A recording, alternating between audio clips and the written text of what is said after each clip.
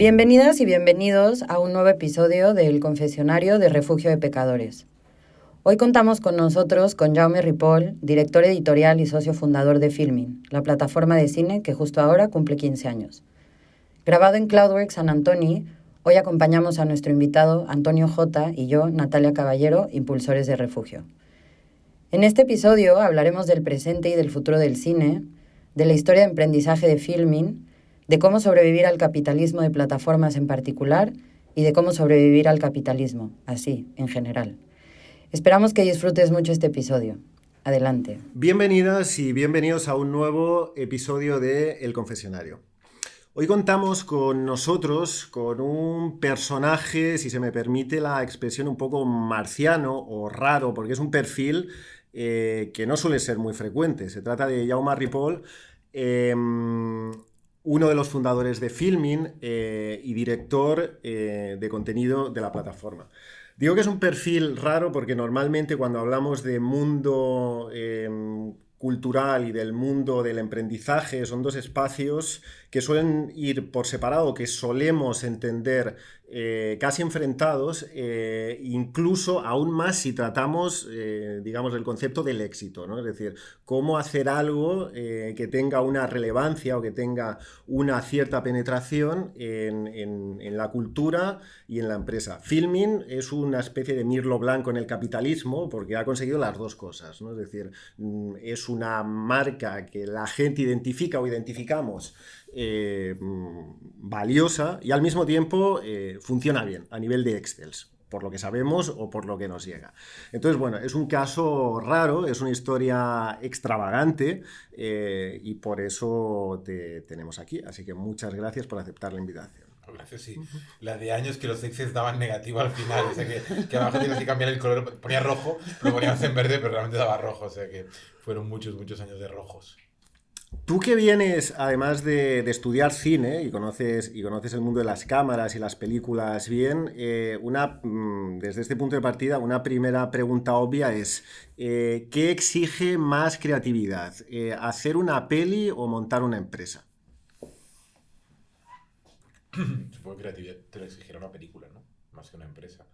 Ser persistente y tenaz, supongo que ambas cosas. Yo he tenido la suerte que como, igual que para levantar una película necesitas tener muchos compañeros de viaje o buenos compañeros de viaje, no solo muchos, eh, para que una empresa pueda superar, o sea, pueda levantarse primero y después superar las embestidas de momentos muy difíciles al inicio, fue gracias al final a gente que complementa aquello en lo que tú vales. En el caso de Filmin es muy claro, o sea, lo hemos dicho siempre, somos 3 socios fundadores y una de las ventajas que cada uno, como si fuéramos miembros de una banda, cada uno tocaba un instrumento diferente, no todos nos peleábamos por lo mismo, ¿no? Y en ese caso Juan Carlos Tous es, digamos, el CEO, la parte más ejecutiva, Juan José Antonio de Luna la parte más la parte de relaciones institucionales más con Madrid y yo más en este aspecto más del área de contenidos y eso nos ha permitido estar 15 años juntos y complementar la parte de creatividad, tenacidad y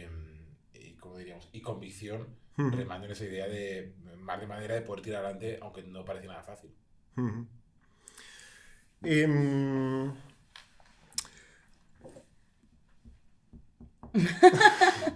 tengo muchas preguntas a partir de este desarrollo.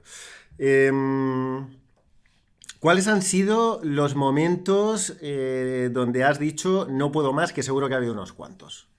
Al principio, yo creo el momento crítico, el momento más crítico, ¿no? Dice Spambauer, ¿no? El momento en que después todo es diferente. Eso fue al principio, creo que era el año de crear la compañía, cuando ya hemos apostado por unos desarrollos a nivel de programación, de estructura, con una compañía que era un socio de la empresa, que era una compañía valenciana, y eso no iba a ningún lado. No iba a ningún lado. Y si no tienes experiencia en crear empresas, ni experiencia en desarrollar plataformas, no va a ningún lado, no sabes muy bien en qué momento tienes que decir hasta aquí, ni cómo decirlo.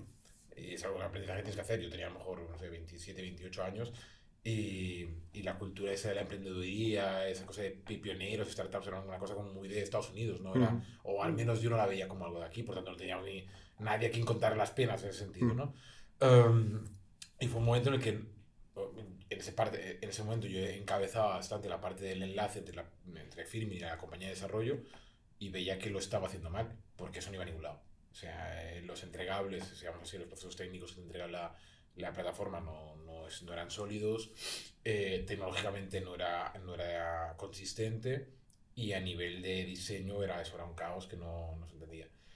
Y afortunadamente, aquí sí tuve la complicidad de Juan Carlos que dijo, yo recuerdo, firmé la carta de dimisión, de hecho mandé una carta de dimisión un día, no recuerdo qué día era, un fin de semana además, las cartas muy largas, muy sentidas, seguramente muy sentimentales, bastante obscena en lo emocional, que ni sé dónde está, ni la recuerdo, pero vamos, que Juan Carlos me dijo, no sé qué haces con esto, bórralo de tu ordenador y tira para adelante. Y de esa complicidad de decirlo, no, y de confianza. Quien no fue dimitido, sino despedido, fue la compañía tecnológica. Cambiamos de compañía tecnológica y como en cualquier historia feliz, el azar juega una parte importante, ¿no? Y en ese momento yo estaba dando clases en un seminario de Sky que me contrataron para montar la distribución y conocí a Javier Cañada, que era un mallorquín que vivía en Madrid y se encargaba de diseño y usabilidad y fue el que nos permitió hacer ese especie como de clic y cambiar o arreglar todo aquello que no funcionaba en una plataforma que aún no había salido a la luz, o había salido pero con resultados muy malos. Hay un relato más o menos habitual, ¿no? Cuando se narran, digamos, con el tiempo, bueno, estas historias, estas odiseas de empresas que salen adelante, digamos, con todo en contra, etcétera, etcétera. Hay un relato habitual que tiene que ver con estas adversidades increíbles en los inicios. Sin embargo, en fin, es bien sabido que más dinero, más problemas, más tamaño, más problemas y más aún deduzco o sabemos un escenario como el de las plataformas donde es completamente salvaje. ¿Cómo compararías, digamos, los problemas de los primeros años de los últimos años? Porque uno entiende o deduce que, sobre todo cuando estamos hablando, ¿no? de cultura, de contenidos y de mundo digital, eh, digamos, esto no para nunca, ¿no? Es decir, la guerra no para nunca. Entonces, bueno, no sé, esos 5 primeros años, frente a esos 5 últimos, ¿en qué se parecen y en qué se diferencian? Ahora lo que de alguna manera debemos evitar es que los números nos priven de la ilusión de poder seguir trabajando. Si al final yo tengo la fortuna de trabajar en algo, no sé si podría, seguro que podría dedicarme a muchas más cosas, pero mi sueño es poder programar una compañía de cine y ayudar a producir películas o ayudar a que películas que me gustan o series que me gustan se puedan ver. Y a veces uno puede ser la situación que estás tan preocupado por las cifras, por los números de visionados, por los números de suscriptores, que acabas perdiendo el gusto a ver o adquirir contenido, obras, perdón, contenido es una palabra que detesto y repito demasiadas veces, películas y series, preocupado por si esas películas gustarán, si al final eso acaba convirtiendo en visionados, si llegan hasta el final, o sea que los números acaban pervirtiendo aquello que es lo que nos ha llevado hasta aquí, porque nosotros no somos gente de empresa, somos gente de cine. Y lo que nos ha llevado hasta aquí es nuestra pasión por aquello que nos gusta, que es el cine, las series. Eh, y en el momento en que, a mí me pasa, en el momento en que me doy cuenta que estoy demasiado preocupado por las cifras y mucho menos por aquello que las mueve, que es las obras, tiro para atrás. Y de momento lo he conseguido. Y con el equipo intento transmitirles eso. Y si no, me lo transmiten ellos a mí. Decir, no, volvamos al principio. Lo importante es lo que nos mueve es cómo disfruta alguien o que alguien escribe un comentario diciendo, hostia, esta película me ha cambiado la vida. O me ha arreglado la tarde. O me parece una auténtica porquería, pero dedico 1 hora de tiempo escribiendo no sé qué reseña o mandándote un mail. Eso es lo que nos hace a mí. Es lo que me da la energía, por supuesto. Esto no paga ni las facturas, ni las nóminas, ni posiblemente las películas. No soy tan ingenuo como para pensar que no es así. Pero en este momento en donde es verdad, somos más personal, somos 65 personas y antes éramos 4, facturamos más, por tanto hay más riesgos y tenemos más ojos encima y tenemos los compañeros de viaje que también exigen más. Pese a todo, hay que intentar mantener ese tipo de ilusión. La ilusión es decir, no, vamos a pasarlo bien. porque ya que tenemos un trabajo que es maravilloso, no nos vamos a agobiar de más, porque tampoco tiene demasiado sentido hacerlo. Y, y es verdad que, claro, con la mirada para atrás todo parecía al principio era estupendo y que no nos agobiamos, pero yo recuerdo días de fin de semana que Filmin se caía y yo estaba hasta las 3 de la mañana hablando con los técnicos y no tengo no tengo ni idea de programación, por tanto no puedo hacer nada más que ser asesor emocional o gritar de más cuando nunca tenía que gritar, ¿no? Cosas de estas que son lo que uno no tiene que hacer, es lo que posiblemente hacía en ese momento. Pero ahora que la plataforma funciona, es estable, los problemas son otros, por supuesto, es la fidelidad del usuario, la competencia brutal que tenemos enfrente, porque estamos hablando de, al final, Filmin contra los 5 o 6 gigantes mundiales, y como relato está muy bien, pero más allá del relato, lo que tienes que hacer es que ese relato sea, al final del Excel, siga dando verde y no rojo. Es una de las cosas que estaba pensando cuando hablabas sobre mantener la ilusión, el cine, etcétera, etcétera, pero al final, inevitablemente, si no los jefes, al menos en parte sí los amos, incluso espirituales o emocionales, ¿no? De ese equipo fundador, acaban siendo una serie de números y de cifras que si no están en verde no funcionan, por tanto nunca te lo quitas de la cabeza. Bueno, no, también hay el problema de crecer. eh, no es, para mí no es tanto numérico, sino de concepto. O sea, la tentación de dejarse llevar, de cambiar la idea que te llevaba hasta aquí para intentar llegar a más público. Creyendo que si dejas de hacer esto, dejas de hablar así, dejas de algunas, vas cediendo en algunos de esos elementos que te han podido hacer característico o te han dado personalidad, si vas rebajando esos elementos que quizá es personalidad, pero esa personalidad puede crear rechazo en algún tipo de audiencia, pensar que prescindir de esos elementos te vas a ser, te va a convertirte en seductor para un nuevo tipo de público.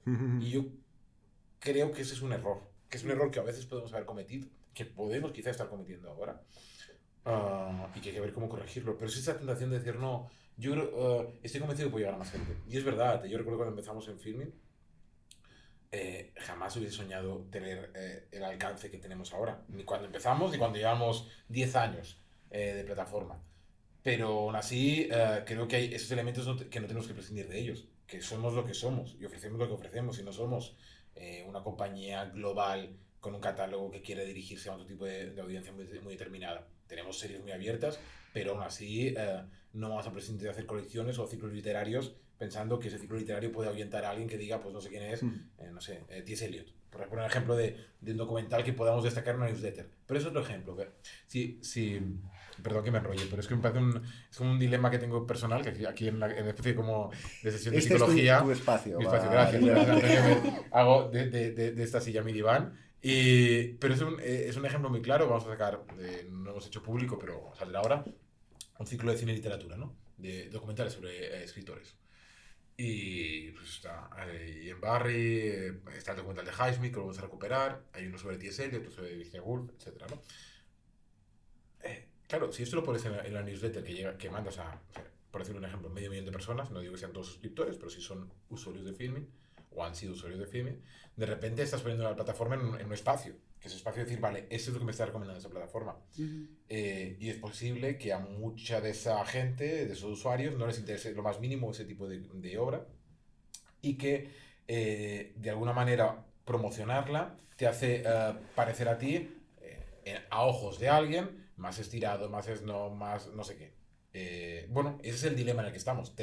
No tenemos que promocionarla. Tenemos que promocionarla más pequeño para que nadie se pueda sentir, digamos, distanciado de aquello que ofrecemos. O digamos, el cliché en el que a veces se asocia a Filming, que es un cine de autor muy denso, digamos, se reafirme aquel que piensa eso y al recibir la newsletter con este ciclo literario. Bueno, en ese dilema estamos. La solución, por supuesto, seguiremos mandándolo, porque al final eso es complementario con otros elementos. Y como cuando se nos acusó de tener torrente, dijimos que no dejábamos de ser quien éramos por tener torrente, más bien lo contrario, igual cuando tenemos un ciclo literario como este. Y también es una forma de filtrar audiencia, ¿no? O sea, tampoco quieres que te vea todo el mundo. Si estás... Yo quiero que me vea todo el mundo. Otra cosa es que no puedo. Al final todo el mundo queremos. No seamos No, no le ingenuos. puedes caer bien a todo el mundo, Claro, ¿no? eso no. Pero eso aún no lo. Me sigue doliendo cuando alguien dice. No que alguien. No he visto nada que me guste en Filmin. Eso puedo entenderlo. Pero es. Lo que tenemos que. O lo que intentamos combatir. Es ese prejuicio de decir, no, es que Filmin es solo cine polaco en versión original. O sea, llevo al extremo la apreciación porque realmente se parece a algo así. Y uno ve. Tú puedes ver un par de seductores, un pez llamado Wanda o Hitchcock, o da igual, o nos vamos a algo más comercial aquí, o los Darrell, por poner ejemplo de algo de trama, peripecia, y que le puede gustar a todo el mundo, porque las series que estrenamos nosotros tienen audiencias millonarias en Reino Unido, en Suecia, y quizá no es que sean independientes, que son series de empresas nacionales de primer nivel. Entonces, eso puede convivir con Bellatar o puede convivir con Eustache sin ningún tipo de problema. Eso es lo que queremos intentar transmitir. Y esa idea de transmitir ese tipo de plataforma es lo más complicado. No, yo creo que también hay cosas que luego la gente no sabe que le gustan hasta que las ve, ¿no? O sea, que es un poco también esta cosa algorítmica de recomendados, que es como... Pero eso es, y me pasa a mí, y me pasa a mí navegando la plataforma, la sensación de abundancia, y es una cosa que siempre he repetido muchas veces, ¿no? La gestión de la abundancia en una plataforma como la nuestra no es fácil. Yo tengo gente que me dice, no, tengo 300 películas para ver después en film, o 200, o 83. Claro, dices, ¿por dónde empiezo? Y el por dónde empiezo, si ya tienes 83, es que más o menos has hecho un filtro. Pero aquel que aterriza nuevo a la plataforma, que llega nuevo, Claro. es que por dónde empiezo si tienen 15.000 películas y solo de ganadoras de Oscar tienen 500. Y aquí, en muchos casos, es pecar por abundancia y en otros pecar por escasez, ¿no? Porque hay menos donde ver. Y esto por un lado las que conoces, pero por otro lado las que no conoces. Si estás en tu casa por la noche y llegas ahí, pones la tele y solo ves pósters bueno, Sí, que es no un póster, pero no ubicas. sabes nada, no ubicas, por dónde empezar no es nada sencillo. Y resolver eso a nivel de diseño tampoco es fácil. Evidentemente, para que un producto editorial como es Filmin mejore, tienes que estar haciendo autocrítica todo el rato, ¿no? Autocrítica que normalmente solo ves o que es más probable que veas solo cuando estás ahí dentro todo el tiempo pensando en eso.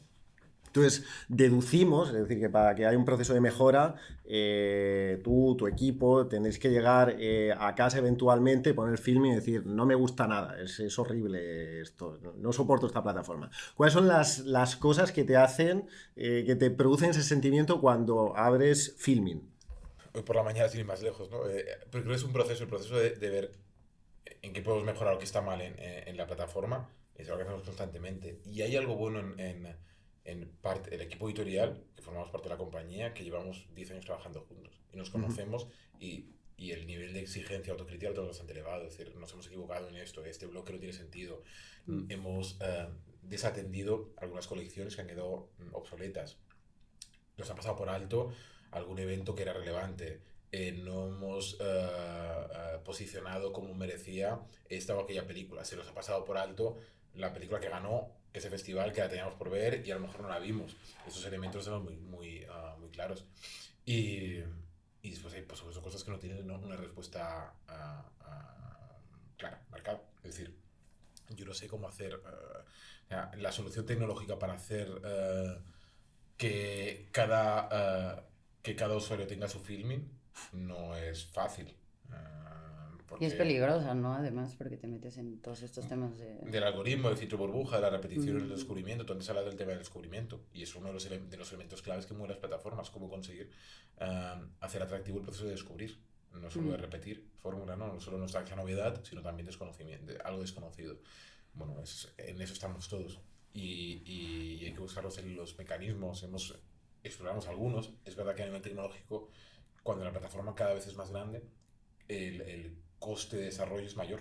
Claro. Por tanto, no es algo que puedes hacer inmediatamente. A lo mejor se te ocurre la idea ahora, la masticas un poco y al cabo de un mes la tienes un poco masticada, pero de aquí a que lleva entre producción ha pasado medio año. Y en ese medio año quizá han pasado elementos que hacen que esa idea, cuando llegue a producción, no sea tan buena como parecía en su momento. ¿Y cómo es el proceso de editorial de las películas? O sea, ¿ven todas las películas? Esto me da mucha curiosidad. Sí, bueno, claro, al final las películas que estrenamos, por supuesto, las vemos. Si no, mal haríamos. No todo el mundo que estrena una película las ve. Pero sí lo hacemos y vemos, pues, nos dedicamos a ver muchas películas y series que nos llegan pues, para distribuir, para adquirir, en algunos casos para coproducir. Y en ese proceso, pues, en algunos casos acertamos y en otros nos equivocamos y nos pasan por alto películas o series que, bueno, pues al final han sido muy relevantes y a nosotros no nos lo parecían en ese momento, pero eso es inevitable. ¿Sacas algún momento para, perdón por la pregunta, pero la vas a entender, ver el cine, para ver cine con ojos limpios? Wow. Quiero decir, vale. Hace muchos años de eso, no. El ver cine como espectador, ni siquiera cuando veo, claro, veo muy poco de otras plataformas, pero no es por cuestión de, pero tú lo haces porque no tengo tiempo. Y sí que veo, pues me encanta The Crown, entonces cuando salga de la nueva temporada de The Crown, me veré The Crown entera un fin de semana porque hay esas cosas como de locura. Pero la veré, bueno, sí, lo único puedo ver con placer, pero el resto lo veré diciendo, ay, me hubiese encantado tenerlo. Es normal, es inevitable que sea así. En un festival, y a un festival de cine cuando vas, muchas veces para ver aquello que está libre puedes adquirir. Si ya tiene distribución, para mí no tiene demasiado sentido gastar o dedicar 2-3 horas de tiempo a ver algo que ha sido distribuido por otros. Yo estoy por trabajo, no estoy por placer. Pero sí, es lo que más echo de menos. El poder verlo con ojos de espectador, pero eso ya es sí, tengo que pagar un peaje que sea vamos, bendito sea. Normalmente cuando uno quiere iniciar una carrera artística, pues tiene sus referentes, ¿no? Yo, quiero ser cineasta, pues no sé, me gusta Fellini, X, lo que sea, ¿no? Si quieres iniciar una carrera empresarial, pues tienes tus referentes, ¿no? Yo sé, Steve Jobs o Bill Gates o Bezos o quien sea. Pero no sé, ¿en qué momento se descubre ¿en qué momento se descubre la vocación de director de contenido de filming? Y dos, ¿tienes referentes? O cómo se construye, ¿cuáles son los referentes que construyen tu personalidad? No, ahí tuve la suerte. Primero, yo soy de dirección de cine, al final me fue a Mallorca por cuestiones familiares, y Juan Carlos Tos, que era director o CEO de Cameo, no sé cómo se llama el cargo en ese momento, de Cameo, que era una compañía de DVDs, confió en mí y volví a Barcelona a trabajar con él. Y en Cameo sí que empecé a adquirir películas para distribuir en España, series. House of Cards era una de ellas, Berlin Alexanderplatz de Fassbinder otra, o la trilogía, bueno, las 3 películas de Jodorowsky, El Topo, Mala Sangre y la Montaña Sagrada, eran otras, ¿no? El Topo, Mala Sangre, no, Fando y Lis, perdón. Fando y Lis y la Montaña Sagrada.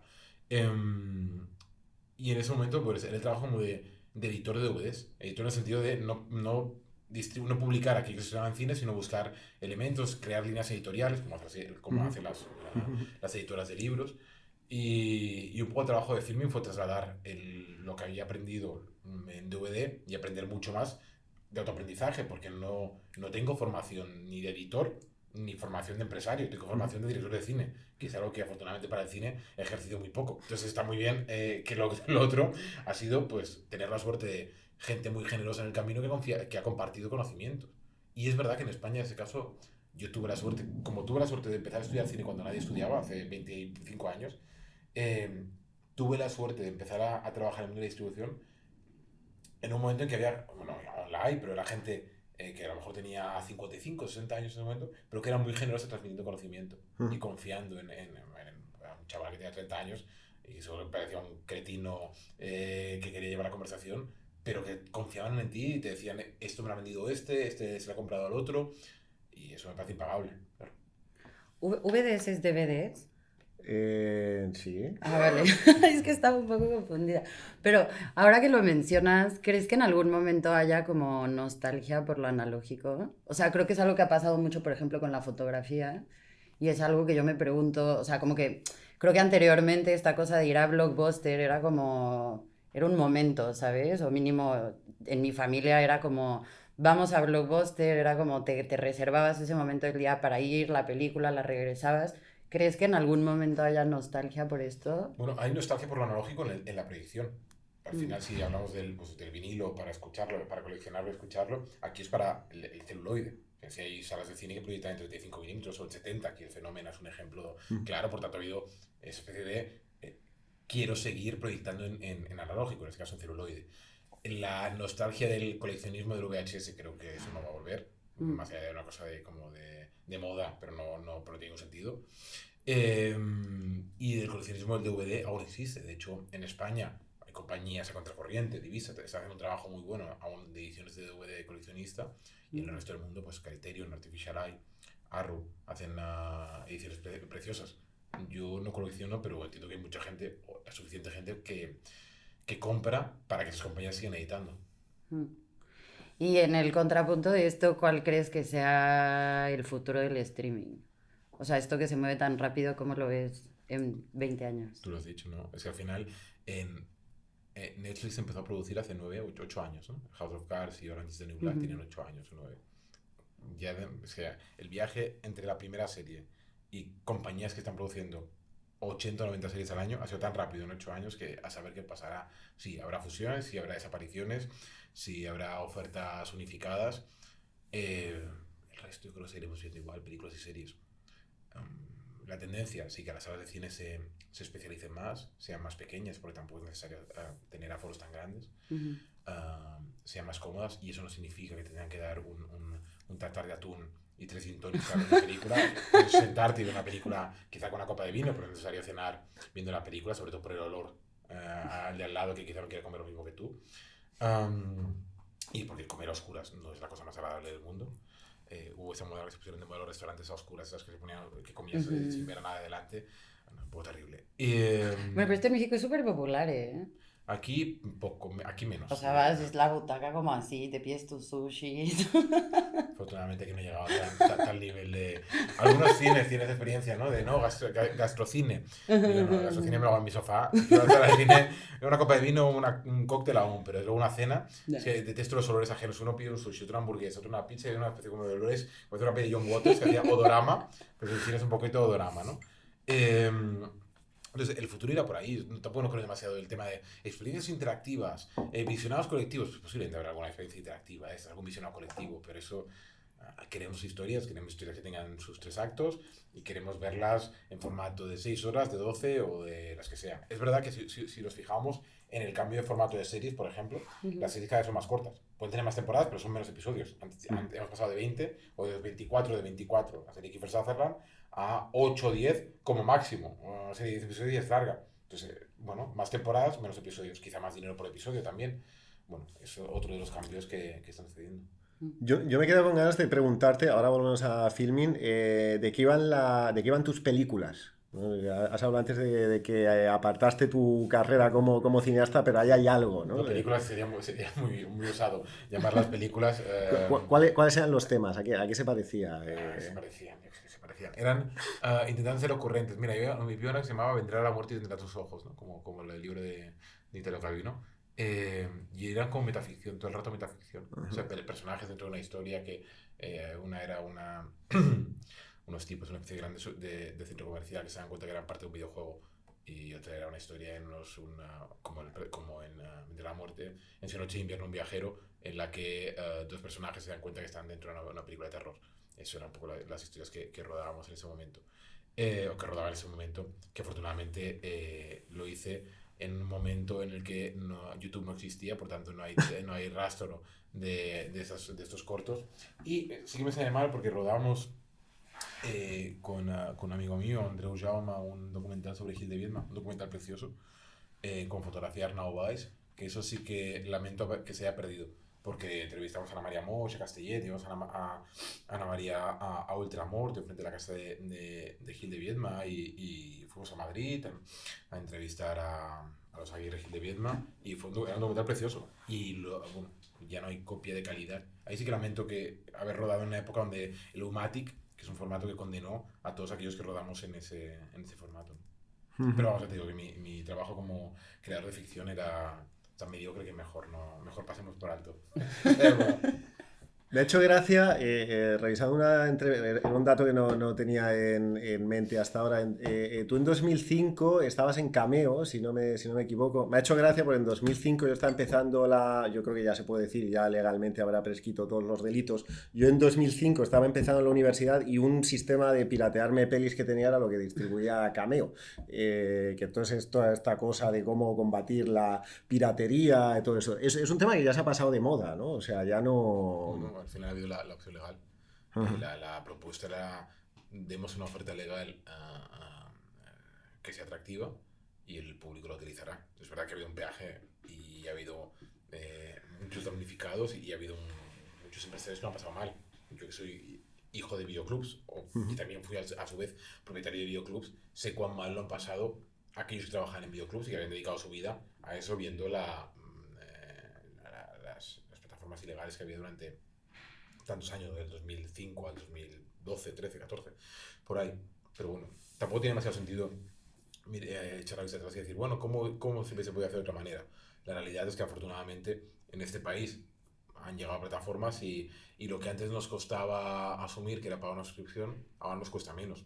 Es verdad que aún creemos que pagar una suscripción es caro y por eso hay que compartirlo. Y estamos hablando de 8 euros al mes, no son 10, es que es como muy ridículo y tienes que compartirlo entre 3.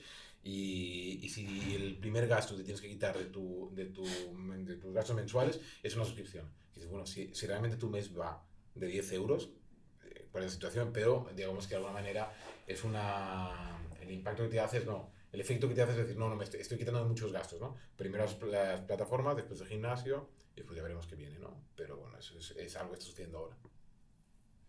Pero no está volviendo a la piratería, de momento, a nivel masivo. Sí, no, de hecho ya te digo, ha sido como una palabra como que he pensado, digo, creo que no he tenido esta palabra en mi cabeza en los últimos 7 u 8 años. Al final tienes una televisión o con las aplicaciones que tienes que descargarte no sé qué, a saber cómo se hace.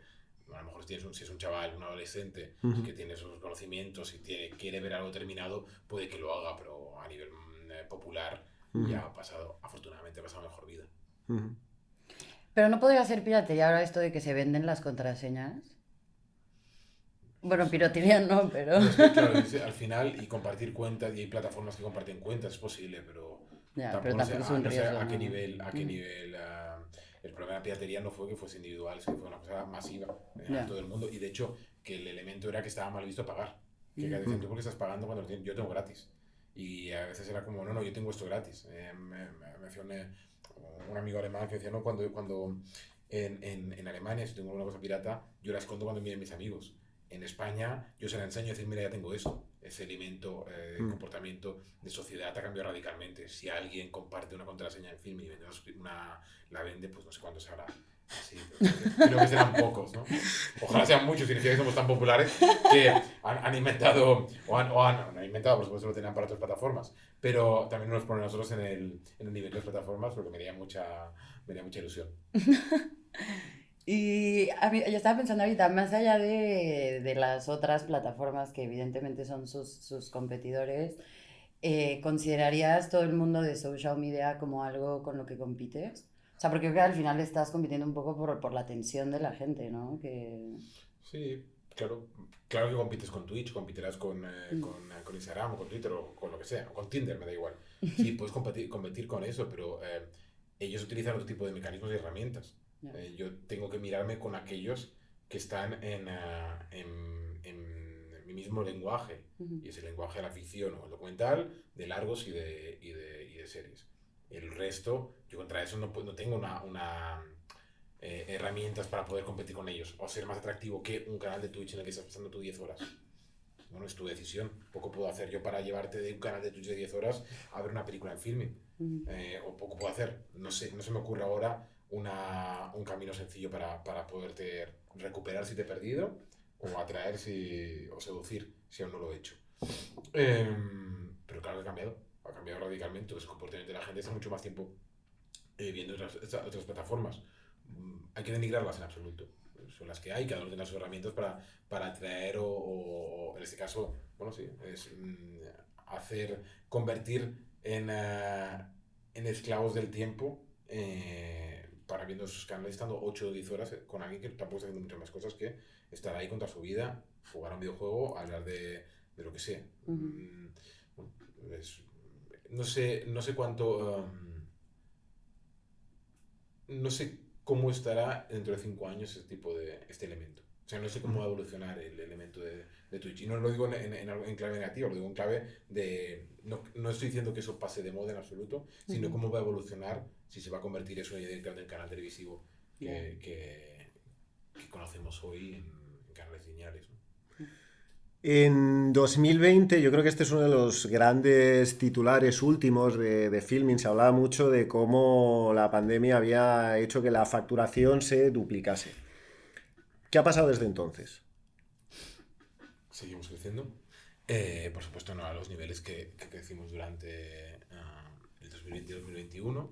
En 2022 creceremos, esperamos una facturación de 21, tendremos más suscriptores. Eh, 2022-21. 2022 superamos la de 21 y Uh-huh. 21 superamos la de Vale, 20. vale, vale. Uh-huh. Sí, sí, el crecimiento de facturación de suscriptores es ahí. No son los niveles de crecimiento que Uh-huh, teníamos antes, uh-huh. porque eso era, ojalá, pero no era bastante difícil de sostener.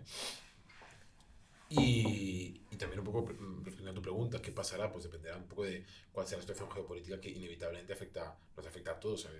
Uno, la percepción de la realidad, ¿no? Es decir, vale, sube la luz, sube el IPC, la incertidumbre política, qué pasará con esa vida. Esto repetido muchas veces hace que aún estés, si estás mal, te sientas peor aún. Y tengas más miedo aún.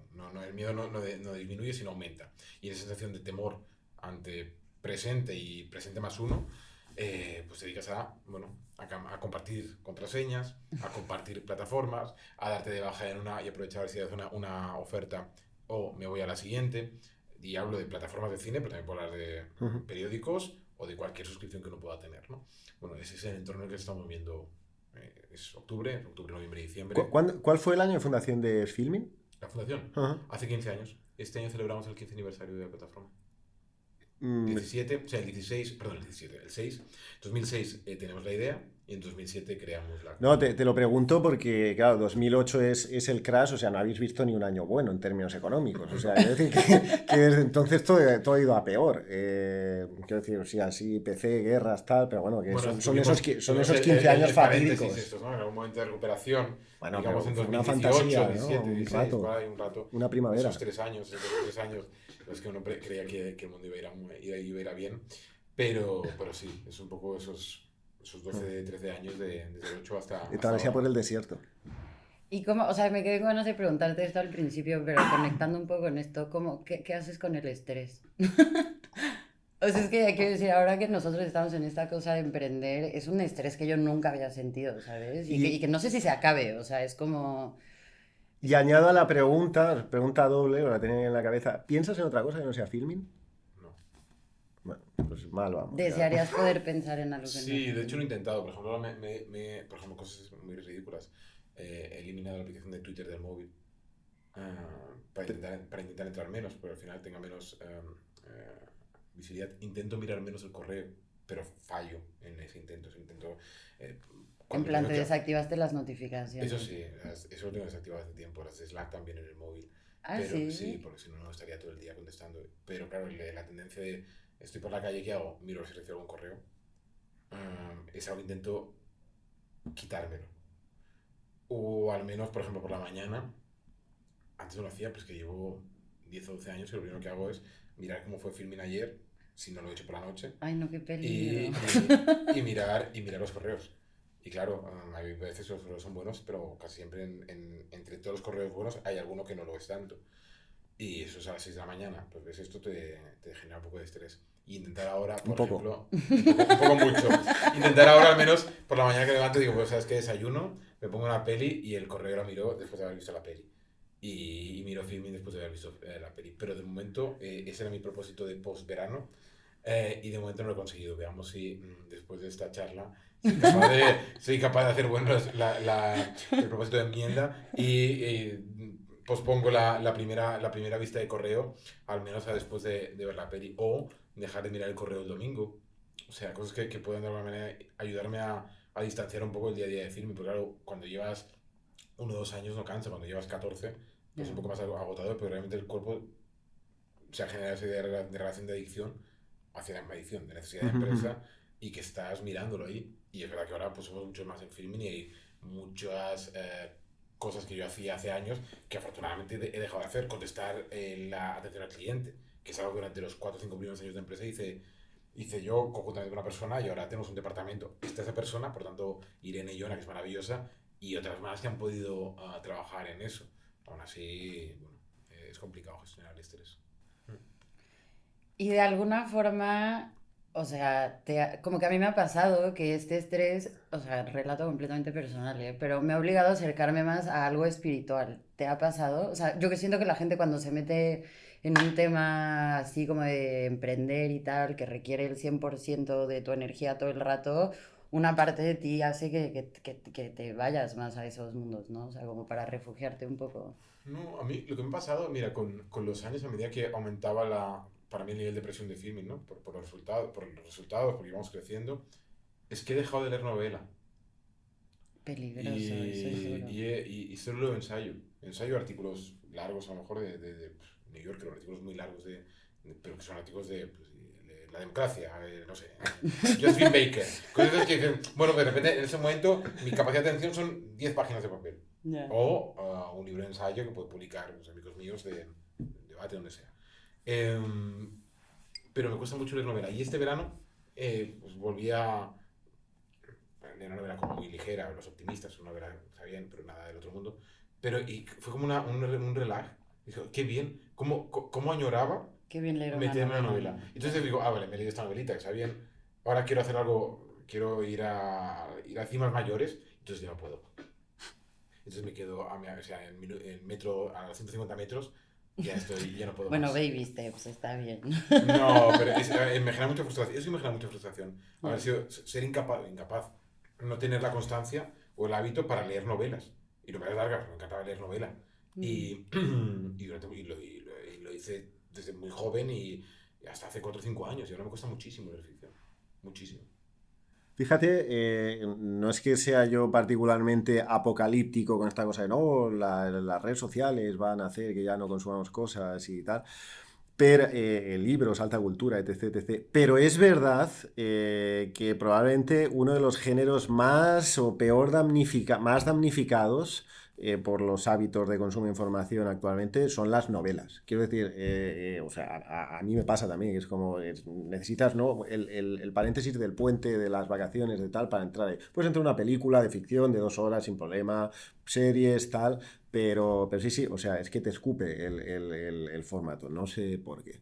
Sí, Y, me genera frustración. Estaba con una obra de Henry James, era incapaz de pasar de la página 20 porque no me concentraba. O sea, no tenía capacidad de quitar la idea que estaba pensando en film constantemente, me estaba leyendo la obra. Y claro, eso te exige mucho más, no es en plan peripecia, ay, pasa no sé qué, y bueno, me estoy entreteniendo con las aventuritas de esos señores. No, como eso no está sucediendo, claro, a lo mejor si me entregase a novelas de aventuritas, sin desmerecer, pues podría hacer ese viaje, pero entonces tengo la sensación que he perdido el tiempo. hmm. Y para eso veo una película.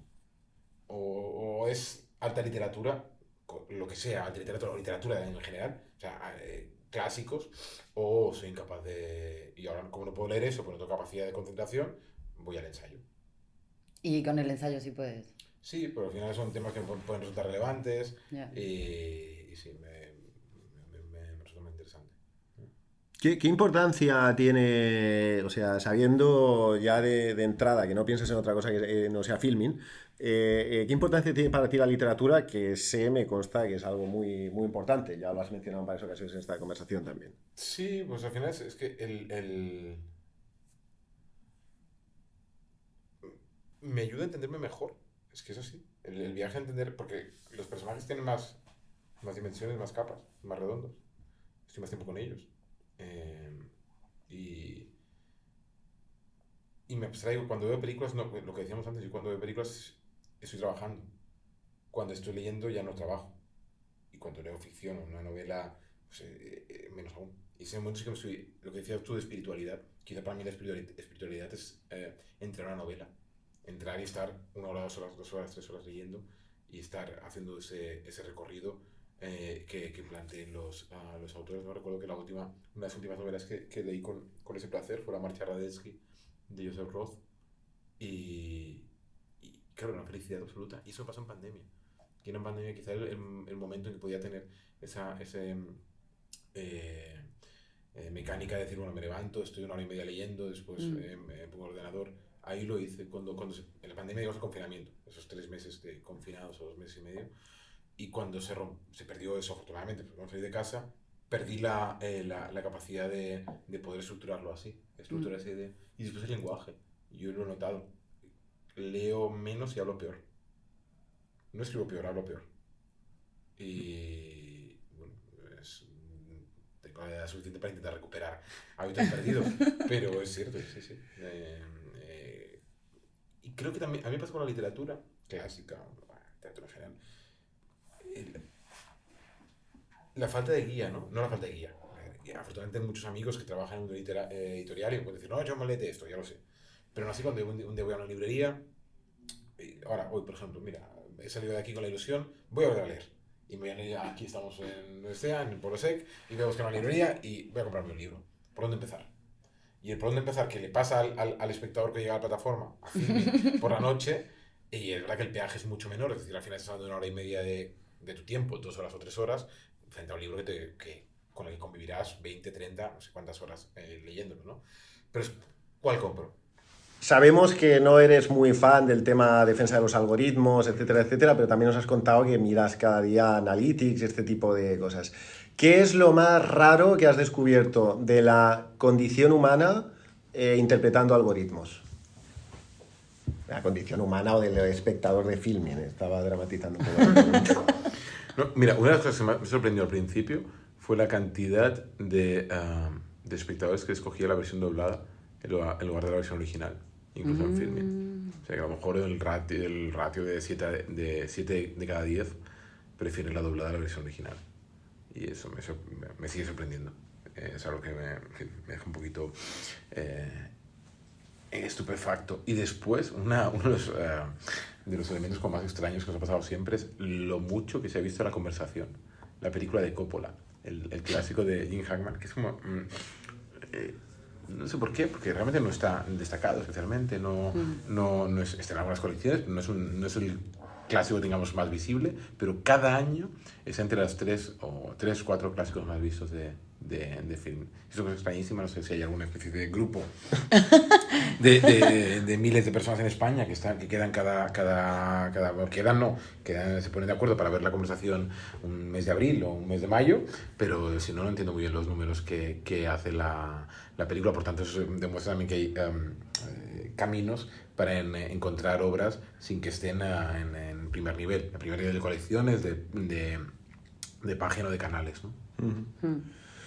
Podría decirte algunas más, pero ahora mismo no se me ocurre. Quizás estoy demasiado cansado para pensar en alguna cosa como muy ocurrente que nos haya pasado en ese momento. Y después sí, que a la gente le encantan las películas eróticas tipo Nymphomaniac, y Lie With Me, y Romance X, y Holiday, los cinéfilos, en fin, Nine Songs, Short Bus, sí, me gustan bastante. ¿No crees que hay como mucho fetichismo por la versión original subtitulada? Bueno, a veces pienso, se te van, o sea, los ojos se te concentran en una parte del plano donde pierdes todo lo demás, sin más, reflexiones de un... Y que quizá verlas en casa, en algunos casos, pues la televisión la tienes a más distancia, o en el ordenador, o en el móvil si están pequeños los subtítulos, y es verdad que hay público adulto mayor que le cuesta leer subtítulos, le cuestan, pues porque lo ve bien de lejos, la tele, pues eso no, a lo mejor no quiero estar leyendo 3 horas seguidas, o estoy viendo una serie y veo 3 o 4 episodios, pues prefiero verla doblada al castellano. Si yo no entiendo, no lo cuestiono, simplemente me sorprende que el nivel de doblaje sea tan elevado, porque no olvidemos que al final doblar una película o una serie es muy caro. Entonces, bueno, a mí me gustaría vivir en un mundo con versión original por una cuestión más económica, no por otra cosa. Pero parecía como... A mí también me sorprendió cuando vine aquí, pero creo que es como medio cultural, ¿no? O sea, en México nadie ve doblados, es como un crimen. O en Portugal tampoco, en Portugal tenemos la plataforma y todo se ve en versión original, pero aquí ya eso no se va a cambiar. No se va a cambiar, porque si nosotros somos una plataforma, en teoría, con una visión muy clara de cine y series de autor de calidad, y la gran mayoría las ven dobladas, pues ya no puedo imaginarme en otras plataformas más globales, el porcentaje será mucho mayor. Fantástico. Pues Jaume, mil gracias por este rato impecable de conversación sobre obsesiones, cine, literatura y tantas otras cosas. Ánimo con desengancharse de Twitter, todos hemos pasado por ahí. y muchos éxitos. En eso espero que no nos tengan que subtitular ni doblar, ni tengan que doblarnos después la charla, díganos que no he entendido nada de lo que ha dicho Jaume, porque habla mal y habla rápido y vocaliza mal, entonces vamos a tener que doblarnos. Y ahora estoy de doblaje y ponerme otra voz encima. Muchísimas Muchas gracias por de venir. verdad.